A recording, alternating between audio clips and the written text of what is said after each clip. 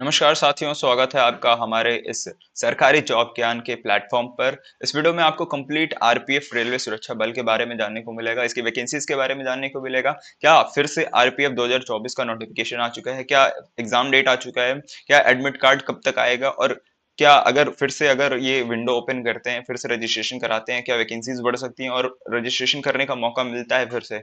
तो कौन-कौन लोग हैं जो अप्लाई कर सकेंगे? कितनी वैकेंसीज बढ़ सकती है और क्या एग्जाम डेट रहेगा? क्या एडमिट कार्ड कब तक रिलीज होगा? और इन सभी चीजों के बारे में आरपीएफ रेलवे सुरक्षा बल के बारे में नोटिफिकेशन के बारे में कंप्लीट डिटेल में बात करेंगे। तो चैनल पर नए हैं तो प्लीज चैनल को सब्सक्राइब कर लीजिए और वीडियो को लास्ट तक देखिएगा।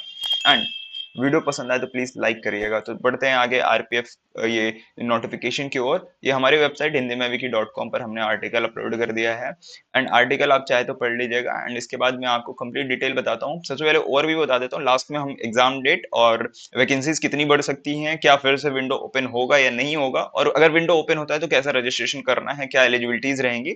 तो ये वीडियो जो है, जिन्होंने रजिस्ट्रेशन अप्रैल मई में कर लिया है उनके लिए भी इंपॉर्टेंट है और जिन्होंने नहीं किया है उनके लिए भी काफी इंपॉर्टेंट है। तो प्लीज वीडियो को लास्ट तक देखिएगा। चैनल पर नहीं तो प्लीज चैनल को सब्सक्राइब कर लीजिए, क्योंकि नोटिफिकेशन जैसे ही आएगी हम आपको नोटिफाई करा देंगे एंड बेल आइकन को ऑल पर जरूर क्लिक कर लीजिएगा। एंड अथॉरिटी की बात करें तो रेलवे प्रोटेक्शन फोर्स आरपीएफ है, जहां से आपका ये जिस गवर्नमेंट ऑर्गेनाइजेशन से आपका ये नोटिफिकेशन आया है, जहां से भर्ती का ये नोटिफिकेशन निकला है। ठीक है, ये एक सिविल पुलिस फोर्स का नहीं है, ये रेलवे पुलिस फोर्स का इन्होंने नोटिफिकेशन निकाला है। ठीक है, जो आरपीएफ होता है रेलवे पुलिस होती है, ये सिविल पुलिस से या सिविल की जो भी चल रहा है बाहर, उनसे इन्हें कोई मतलब नहीं होता है। रेलवे के अंदर या रेलवे से संबंधित अगर कुछ भी होता है तो ये सारा आरपीएफ देखती है। ठीक है, अब बात करते हैं पोस्ट नेम। आरपीएफ ने किन पोस्ट पर भर्ती का नोटिफिकेशन निकाला था? तो कांस्टेबल और सब इंस्पेक्टर, ये दो पद के लिए इन्होंने नोटिफिकेशन निकाला था। टोटल 4660 वैकेंसीज निकाली थी। अब क्योंकि इतना देर हो चुका है, अप्रैल मई में रजिस्ट्रेशन इनका खत्म हुआ था और अब तक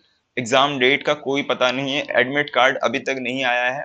जब एग्जाम डेट निकाली जाएगी तभी कुछ दिन पहले एडमिट कार्ड भी दिया जाएगा। तो अब ऐसे में अंदाजा लगाया जा रहा है कि क्या फिर से विंडो ओपन होगी कि नहीं होगी। तो वीडियो को लास्ट तक देखिएगा, मैं तब तक आपको एलिजिबिलिटी वगैरह सारी चीजें बता देता हूँ। देखिए, कांस्टेबल के लिए एलिजिबिलिटी इन्होंने 10वीं और 12वीं पास रखी है और जो कांस्टेबल के लिए एज लिमिट इन्होंने रखी है 18 से 27 साल के बीच में रखी है। सब इंस्पेक्टर के लिए एसआई पोस्ट के लिए एलिजिबिलिटी जो है ग्रेजुएशन पास रखा गया है और इनकी एज लिमिट 18 से 27 इनकी भी रखी गई। Selection process written exam, PET, PMT and DV medical. अब क्योंकि एग्जाम नहीं हुआ है, अभी आपने जस्ट रजिस्ट्रेशन किया है, तो सिलेक्शन प्रोसेस आपके लिए भी इंपॉर्टेंट है जिन्होंने रजिस्ट्रेशन किया है, और जिन्होंने रजिस्ट्रेशन नहीं किया है उनके लिए भी इंपॉर्टेंट है। तो इसके बारे में भी डिटेल में बात करेंगे, तो वीडियो को लास्ट तक देखिएगा। अब बात करते हैं आरपीएफ पोर्टल की। तो देखिए, rpf.indianrailways.gov.in है, ये इनका ऑफिशियल वेबसाइट है। यहीं पर इनका नोटिफिकेशन ये रिलीज करते हैं। ये जोन है, आप चाहे तो इनका स्क्रीनशॉट ले लीजिए अगर आपको जरूरत है तो। ठीक है, अब कांस्टेबल वैकेंसी की बात कर लेते हैं। देखिए, कांस्टेबल वैकेंसी और एसआई वैकेंसी का मैंने यहाँ पे चार्ट भी अपलोड कर रखा है, यहाँ पर बड़ी आसानी से आप समझ सकते हैं। जनरल कैटेगरी के लिए इन्होंने आरपीएफ कांस्टेबल वैकेंसी जो मेल के लिए 1450 वैकेंसीज रखी हैं एंड 256 फीमेल के लिए, जनरल कैटेगरी वाले। ठीक है, ईडब्ल्यूएस कैटेगरी से जो आते हैं आरपीएफ कांस्टेबल भर्ती के लिए, मेल जो लड़के हैं, वो 357 वैकेंसीज के लिए इनका रिजर्व कर दिया गया है। रिजर्वेशन ये सारी चीजें हैं। ठीक है, अब ये 63 पोस्ट जो है फीमेल के लिए ईडब्ल्यूएस कैटेगरी के लिए रिजर्व कर दिया गया है। ठीक है, उसी तरह अगर आरपीएफ सब इंस्पेक्टर वैकेंसीज के लिए देखा जाए तो मेल के लिए 157 जनरल कैटेगरी से, फीमेल के लिए 58 वैकेंसीज रिजर्व की गई है जनरल कैटेगरी से, और ईडब्ल्यूएस कैटेगरी से 38 मेल के लिए, 7 फीमेल के लिए सब इंस्पेक्टर की वैकेंसी रिजर्व कर दी गई है। ठीक है, इसी तरह ओबीसी, एससी, एसटी और अदर कास्ट का इन्होंने रखा है। टोटल अगर बात करें तो कांस्टेबल वैकेंसीज के लिए 4203 वैकेंसी इन्होंने रखी है और 452 वैकेंसी जो है सब इंस्पेक्टर पोस्ट के लिए रिजर्व करी है। ठीक है, तो ये इतने पोस्ट जो है, इतने वैकेंसी जो है कांस्टेबल पद पर किए जाएंगे भर्ती, और सब इंस्पेक्टर पद पर ये 452 वैकेंसीज की भर्ती होनी है। ठीक है, अब बात करते हैं एलिजिबिलिटी की और आरपीएफ कांस्टेबल की जो योग्यता है क्या रहनी चाहिए। तो एजुकेशन क्वालिफिकेशन की बात करें तो अगर आप कांस्टेबल भर्ती के लिए अप्लाई कर रहे हैं, आप यदि आप 10वीं पास है तो भी अप्लाई कर सकते हैं, 12वीं पास है तो भी अप्लाई कर सकते हैं। अगर आपने स्टेट बोर्ड या सेंट्रल बोर्ड कहीं से भी अपने 10वीं या 12वीं कर रखी है तो आप अप्लाई कर सकेंगे। ठीक है, रिक्वायर्ड डॉक्यूमेंट्स में आपकी बस मार्कशीट लगेगी और कुछ कास्ट सर्टिफिकेट, इनकम सर्टिफिकेट, ये सारी चीजें लगती हैं। एंड अगर आपको इसके बारे में थोड़ा डिटेल में जानना है तो इनका ऑफिशियल नोटिफिकेशन जो इन्होंने अपने वेबसाइट rpf.indianrailways.gov.in पे, ये वेबसाइट जो है यहाँ पर अपलोड कर रखी है, वो आप पढ़ सकते हैं। ठीक है, अब बात करते हैं एज लिमिट की। देखो एज लिमिट जो है 18 से 25 है। अब वहां पर 18 से 27 था और यहाँ पर 18 से 25 ऐसे है क्योंकि ये इनका वेरी कर सकता है, क्योंकि ये एज रिलैक्सेशन कुछ इस तरह से इनका जो गवर्नमेंट का है एज रिलैक्सेशन, ओबीसी के लिए 3 साल का एज रिलैक्सेशन और एससी एसटी के लिए 5 साल का एज रिलैक्सेशन मिलता है, ठीक है। और इसके बाद आगे बात करते हैं एसआई के लिए एलिजिबिलिटी की। तो देखिए क्वालिफाइंग मार्क्स के साथ, मिनिमम क्वालिफाइंग मार्क्स के साथ, अगर आपने किसी भी इंडिया के रिकॉग्नाइज्ड यूनिवर्सिटी से आपने बैचलर्स डिग्री कर रखी है, आपने बीए कर रखा हो, बीकॉम कर रखा हो, बीएससी कर रखा हो, बीटेक कर रखा हो, कुछ भी कर रखा हो, स्नातक होना चाहिए, बस ग्रेजुएट होना चाहिए, तो आप अप्लाई कर सकेंगे एसआई पोस्ट के लिए। लैंग्वेज प्रोफिशिएंसी की बात करें तो आपने अगर 10वीं में हिंदी एज अ सब्जेक्ट ले रखा था किसी भी स्टेट या सेंट्रल बोर्ड से, तो आप अप्लाई कर सकेंगे, ठीक है। एज लिमिट इसमें भी 18 से 27 है, 3 साल का ओबीसी के लिए एज रिलैक्सेशन और 5 साल का एससी एसटी के लिए एज रिलैक्सेशन, ठीक है।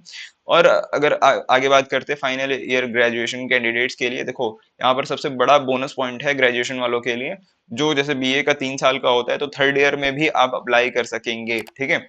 बस आप 2 साल कवर करिए, उसके बाद थर्ड ईयर से ही आप अप्लाई करना स्टार्ट कर सकते हैं। थर्ड ईयर में भी आप अप्लाई कर सकेंगे। जब आप थर्ड ईयर में जैसे ही जाएंगे तो आप अपना आरपीएफ एसआई की वैकेंसी पर अप्लाई कर सकेंगे कि हाँ इस पर भर्ती है और मैं अप्लाई कर सकता हूँ, ठीक है। अब बात करते हैं कि ये जो आरपीएफ भर्ती का सूचना आया है, तो इनकी वेबसाइट rpf.indianrailways.gov.in पर कैसे अप्लाई करेंगे, यदि अगर फिर से विंडो ओपन होता है तो किस तरह से अप्लाई करना होगा। तो इनकी वेबसाइट पर चले जाएंगे तो आपके सामने एक बटन नजर आ जाएगा रिक्रूटमेंट या तो कैरियर का। तो उसके बाद जैसे ही उस पर क्लिक करेंगे तो आपको वन टाइम रजिस्ट्रेशन का ऑप्शन मिल जाएगा। वहां वन टाइम रजिस्ट्रेशन यानी ओटीआर कंप्लीट करेंगे। ओटीआर कैसे कंप्लीट करना होता है, आपको आपका mobile number, OTP, date of birth, ये कुछ बेसिक डिटेल्स होती हैं जो डालकर आपका ओटीआर कंप्लीट होता है। किसी भी आप फॉर्म में कहीं पर भी या किसी वेबसाइट पर अगर आप रजिस्टर या लॉगिन करते हैं तो ये बेसिक डिटेल्स होती हैं जो डालकर आप रजिस्टर करते हैं, ठीक है। लॉगिन करने के बाद आपका एप्लीकेशन फॉर्म फिल करना स्टार्ट हो जाता है। Name, father name, mother name, address, ये सारी चीजें डालकर ये आपका पूरा एप्लीकेशन फॉर्म जैसे कंप्लीट हो जाएगा तो उसमें फिर नेक्स्ट लेवल पर डॉक्यूमेंट्स को अपलोड करना होता है। जैसे आपका passport size photo, signature, 10th 12th की मार्कशीट और भी जितने डॉक्यूमेंट्स हैं जैसे इनकम सर्टिफिकेट, कास्ट सर्टिफिकेट, ये सारे की स्कैन्ड डॉक्यूमेंट्स लगते हैं। आप जेपीजी पीडीएफ बनाकर अपलोड कर सकते हैं वहां पर, ठीक है। और उसके बाद एप्लीकेशन फी की बात करें तो देखिए आप वहां पर जैसे ऑनलाइन का पेमेंट गेटवे वहां लगा होगा, ठीक है, उस पर आप जैसे ही क्लिक करेंगे तो debit card, credit card, net banking, UPI का ऑप्शन मिल जाएगा, तो वहां से ऑनलाइन आप पे कर सकेंगे, ठीक है। इसके बाद रिव्यू कर लीजिएगा कि आपकी सारी डिटेल्स सही है कि नहीं है, क्योंकि अगर मान लीजिए ओपन भी होता है विंडो तो बहुत कम दिनों के लिए ओपन होगा और वैकेंसीज मान लीजिए 4660 अभी है, तो बढ़ा के वैकेंसीज कुछ 6 से 8000 वैकेंसीज हो सकती हैं। तो कुछ दिन के लिए जब ये ओपन होगा तो बहुत ही कम चांसेस है कि आपका जो करेक्शन के लिए वापस से विंडो ओपन हो, ठीक है।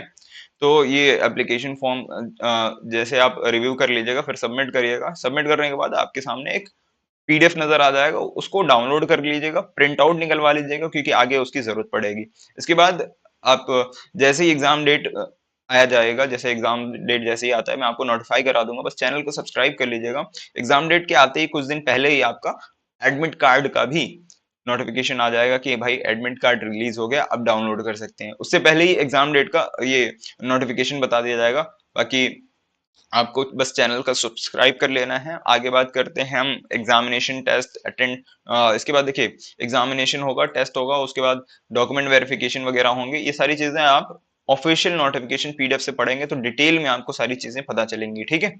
अब आगे बात कर लेते हैं डॉक्यूमेंट्स कौन कौन से जरूरत पड़ेंगे। जैसे फोटोग्राफ, जैसे मैंने पहले बता दिया, फोटोग्राफ, सिग्नेचर, 10th की मार्कशीट, 12th की मार्कशीट। अगर आपने एसआई के लिए अप्लाई करा है तो ग्रेजुएशन का सर्टिफिकेट, कास्ट सर्टिफिकेट, देखिए अगर आप पीडब्ल्यूबीडी यानी पर्सन विद फिजिकल डिसेबिलिटीज वाले कैटेगरी में आते हैं तो डिसेबिलिटी सर्टिफिकेट भी लगेगा, नो ऑब्जेक्शन सर्टिफिकेट भी लगेगा अगर अप्लीकेबल है तो, ठीक है। डोमिसाइल सर्टिफिकेट, जैसे आप किस रीजन के हैं, किस स्टेट के हैं, डोमिसाइल सर्टिफिकेट आपका जो मार्कशीट है उसी से आपका पता चल जाएगा कि आप किस स्टेट से बिलोंग करते हैं, ठीक है, आप किस स्टेट से आते हैं। अब इसके बाद सिलेक्शन प्रोसेस की बात कर लेते हैं। देखो कंप्यूटर बेस्ड टेस्ट होगा, चार चार के आपके एमसीक्यूज रहेंगे, चार चार ऑप्शन होंगे, एक क्वेश्चन होगा उसमें 4 ऑप्शन होंगे जिसमें से एक सेलेक्ट करना होगा। कंप्यूटर पर आपका टेस्ट होगा, ठीक है। इसके बाद फिजिकल एफिशिएंसी टेस्ट होगा जिसमें आपका रनिंग वगैरह होगा, लॉन्ग जंप होगा, हाई जंप होगा, यहाँ सारी डिटेल दी गई है। और इसके बाद ये थोड़ा-थोड़ा चेंज हो सकता है जेंडर और कैटेगरी के हिसाब से, जैसे मेल के लिए कुछ और, फीमेल के लिए कुछ और, ठीक है?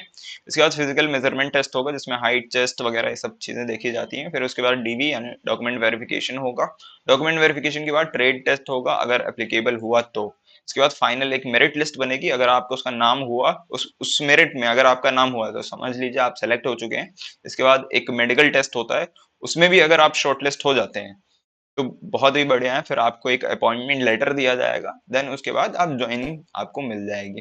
ठीक है, तो आई होप कि आपको ये वीडियो पसंद आया होगा। वीडियो पसंद आया तो प्लीज वीडियो को लाइक करिए, चैनल को सब्सक्राइब करके बेल नोटिफिकेशन को ऑन कर लीजिए, ऑल पर क्लिक कर लीजिए और इस वीडियो पर राय देने के लिए कमेंट जरूर करें। मिलते हैं नेक्स्ट वीडियो में, तब तक के लिए जय हिंद, जय भारत।